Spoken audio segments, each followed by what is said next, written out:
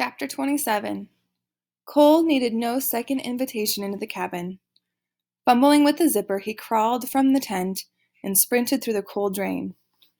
When he opened the cabin door and let himself inside, Garvey greeted him with a wink. Peter was seated on the bed and eyed Cole with distrust. "Thanks, Peter," Cole said. After drying off and putting on new clothes, he heated water for hot chocolate. "Anybody else want something hot?" he asked. Garvey shook his head. "How about you, Peter?" Cole offered. Peter shrugged. When the water came to a boil, Cole made up 2 cups of hot chocolate and handed one to Peter, who took it hesitantly. "Why haven't we seen the spirit bear yet?" Peter said. Cole sat down at the table. "We will." He blew at his steaming drink. "I don't think there really is a spirit bear," Peter challenged. I didn't think so either when I came here. "I didn't think so either when I first came here," Cole said. "Even after I saw it, I thought I had just imagined it." He pulled up his sleeve to show the long scars from the mauling. "But this wasn't my imagination." "That could have been from any bear," Peter asked. Garvey stood and stretched. "I'm hitting the sack." He pointed over by the door. "Cole, you sleep there, and Peter, you sleep in the bed." He handed Cole a rolled-up piece of foam. "Here, it beats a hard floor. Use one of my blankets tonight. Tomorrow we'll dry out your sleeping bag." "Thanks," Cole said. Garvey stretched out his own foam pad and positioned himself between Cole and Peter. "Whoever stokes the fire during the night gets an extra pancake in the morning," he said. "I'll do it," Cole said. He didn't mind if he had to stoke the fire for the next month. It felt so good just to be warm and dry again. As Garvey blew out the lantern, Cole put the blanket over himself and lay back on the foam mattress. This sure beat a leaky tent. He glanced over into the dark toward Peter. "Thanks for letting me sleep inside," he said. "Doesn't mean we're friends," Peter grunted. In the days that followed, whenever Garvey left the cabin or walked the stream alone, Peter took the opportunity to get back at Cole in some way. Twice he walked in his muddy boots across Cole's sleeping bag. Every time he passed by the hooks where they hung jackets to dry, he knocked Cole's jacket to the floor. At night, when he went out to go to the bathroom, he left the door standing wide open. Returning, he did the same thing. Cole slept the closest to the icy air and had to get up to close the door to keep from freezing. The final straw came when Cole returned from a walk alone around the bay. He found the bear carving on his totem destroyed. Someone had taken the hatchet and hacked the carving completely away. A familiar rage burned inside Cole. He confronted Peter in the cabin. "Why did you wreck my bear carving?" He tried to keep his voice calm. Peter shrugged. "You never really saw a spirit bear. Besides, what are you going to do to me? Beat me up again?"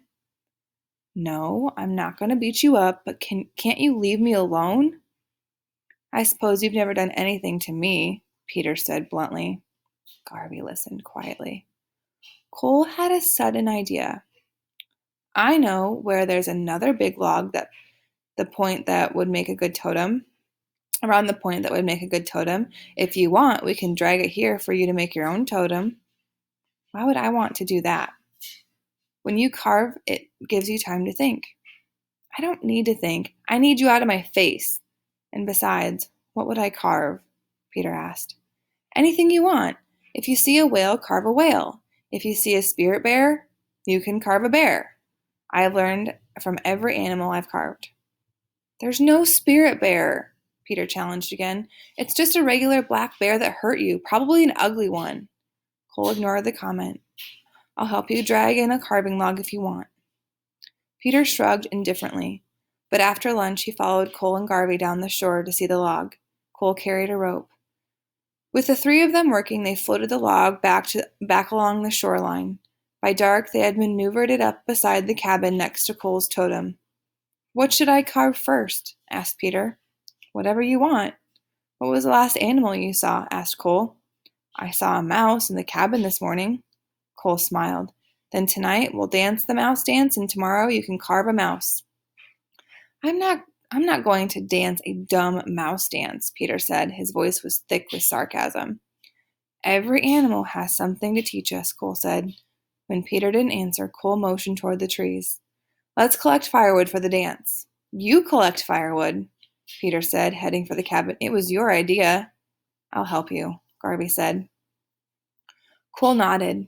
I'll start the fire now so we have good coals for cooking supper. Peter disappeared inside the cabin, refusing to come out until supper was ready. Then he sat out away from the fire as he sipped soup and ate one of his baked potatoes that Cole had wrapped in aluminum foil and cooked in the embers. After eating, Cole added more wood to the fire. He waited until flames licked the high into the night air, then stood and approached the fire. I'll dance first, he announced. Slowly he moved around the fire, pretending to sniff about like a mouse. Suddenly he scampered away from the fire as if frightened, then came back again sniffing. Finally, he pretended to eat a full meal.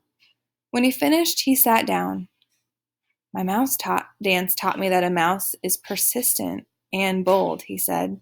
Mice are survivors that make the best of wherever they are or whatever they have. Garvey nodded. That's a good lesson. Now it's my turn. He stood and moved around the fire. Garvey's dance seemed to mesmerize Peter, who watched closely, following every movement. After Garvey finally sat down and finished explaining that mice are often not noticed and see things others don't, Peter stood and began dancing.